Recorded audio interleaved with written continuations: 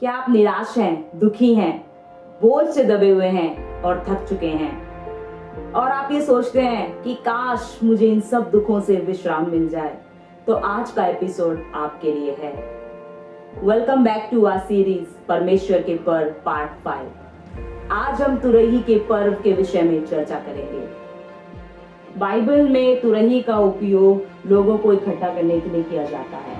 Levy व्यवस्था अध्याय 23 का जब हम 23, 24 और 25 देखते हैं तो वचन बताता है, फिर यहोवा ने मूसा से कहा, इजराइलियों से कह कि 7वें महीने के पहले दिन को तुम्हारे लिए परम विश्राम हो, उसमें स्मरण दिलाने के लिए नरसिंगे फूके जाएं और एक पवित्र सभा इकट्ठी हो।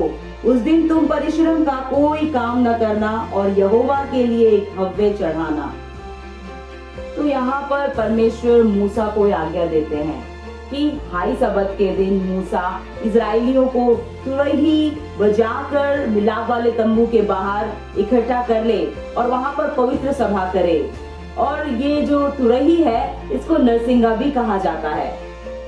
तुरही के पर्व का उद्देश्य था कि परमेश्वर चाहता था कि सारे इजरायली लोग एक साथ इकट्ठा हों, परमेश्वर की उपस्थिति में आए और आकर परमेश्वर के जो हुजूरी में आए और महासभा करें। और इसी प्रकार से पौलुस नया नियम में कहता है इब्रानियों की पत्री में कि इकट्ठा होना ना छोड़ें। तो जब पुराना नियम में हम देखते हैं कि इजरायली लोग मिलाप वाले तंबू के बाहर सारे इकट्ठे हो जाते थे और परमेश्वर की आराधना करते थे वहां पर। अब नया नियम में मत्ती 18 के 20 में प्रभु यीशु मसीह ने इस वाचा को नया कर दिया है कि जहां पर 2 या 3 मेरे नाम से एकत्रित होते हैं मैं वहां पर हूँ। तो चाहे हम कलीसिया में इकट्ठे हो, चाहे हम सेल ग्रुप में इकट्ठे हो, चाहे हम घर में बैठकर प्रार्थना करें, परमेश्वर की उपस्थिति वहीं पर आ जाती है।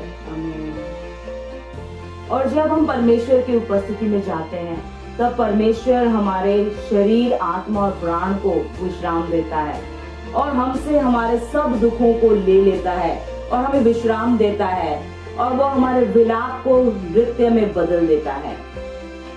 जब तुरही के पर्व की बात हो रही है तो मुझे याद आ रहा है निर्गमन की पुस्तक, उसका 19वां अध्याय और उसकी 17 से 19 आयत तक। वहां पर जब परमेश्वर मूसा से मिलने के लिए सिनै पर्वत पर उतरा तब पहाड़ के ऊपर जो इजरायली लोगों को तुरही की आवाज सुनाई दे रही थी। और उसी प्रकार नए नियम में पहला थिस्सलुनीकी अध्याय 4 का 16 में वचन बताता है, क्योंकि प्रभु आप ही स्वर्ग से उतरेगा, उस समय ललकार और प्रधान दूत का शब्द सुनाई देगा और परमेश्वर की तुरही फूकी जाएगी और जो मसीह में मरे हैं वे पहले जी उठेंगे।